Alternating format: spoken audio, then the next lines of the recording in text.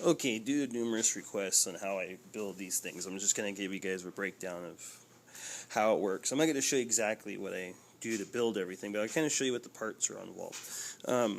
Excuse the camera angle, I just kind of had to make something up here so it can work. But anyway, the tube's not real huge, as you can tell. Here's a DVD, just to kind of give you an idea of what the size is of it. It's not super huge, but it works pretty well. Pretty much what you want to do is I'm going to go ahead and open the top here. What I do is I always make them so that I can open them up to clean them out, because you get ball breaks occasionally inside of this, so you want to be able to see what's breaking and how it's doing it, and then be able to clean it out. What I use for packing is just some Scotch-Brite. You can pick up these big pads at Home Depot or any place like that. Pretty basic. You want to wrap it around 3/4 inch PVC.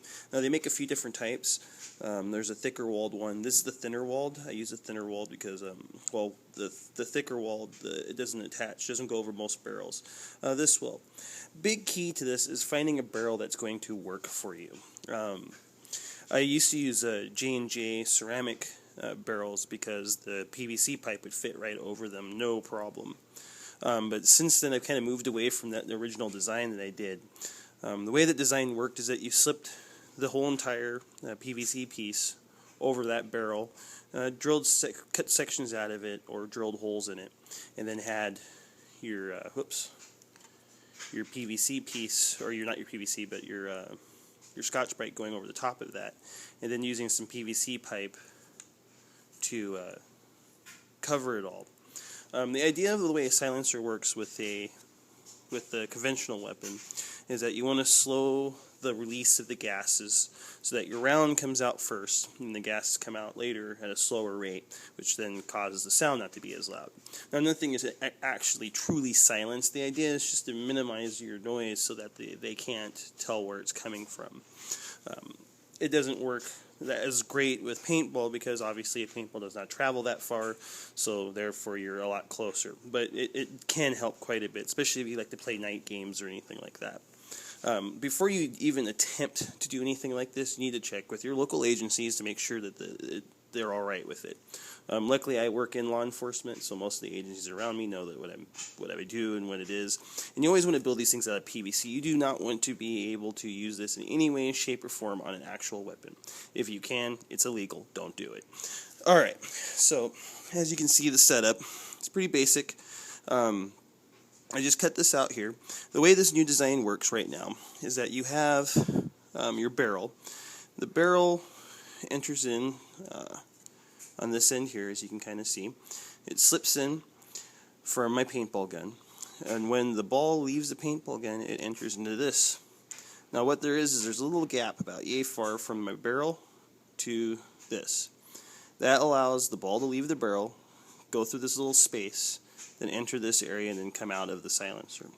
When it comes in this little space here, the ball leaves that barrel and all that gas expands out in this area and then fills up.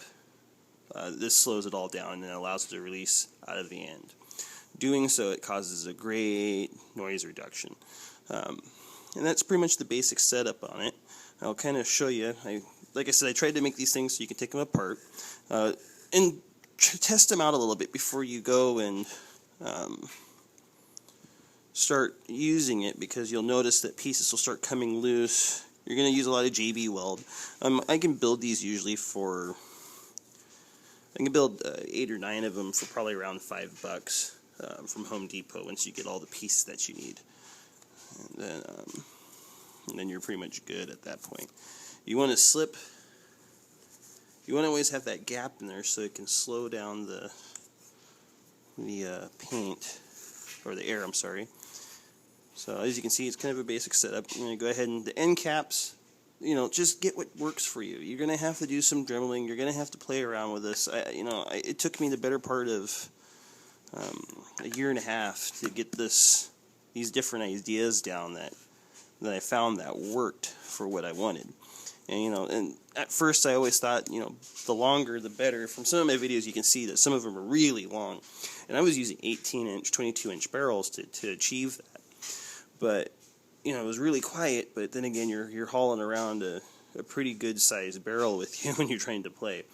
Now, it's not too bad. What I always did is I just kept a spare barrel on me, so once my position was up and they knew where I was, I could switch to my smaller barrel and be able to move her around a little bit.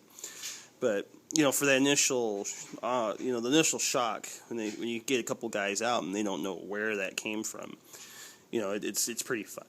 It becomes more fun just to get people out knowing that you're still going to get hit, but at least you got a few guys out without them even knowing where it came from is great fun.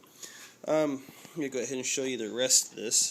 What I'm doing right now is I'm actually building this on a TM15, which just got done getting painted. As you can see, the way I have the barrel set up is I put a piece of PVC, get it off here,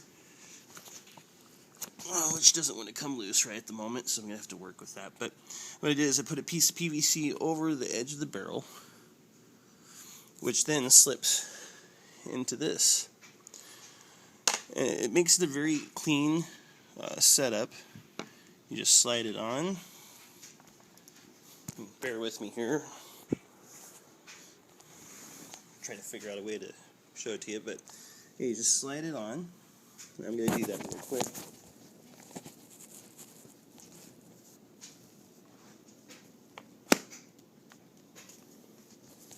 As you can see, I cut out some notches in the silencer so that it sits in one spot. And this way you can pull this off and be able to play normally. If I put the gun together and up here so you can kind of see it sitting up. As it's sitting up here, you can see it's not a big difference. And it's not a lot of weight. Honestly, it's about a pound that you gain on the tip of it. Depending on your play style, and depending on where you play, it's pretty fun. I think that's just about the gist of it. If you guys have any questions on my old setups, let me know. I'll try to dig up one of them and show you how I kind of put those together.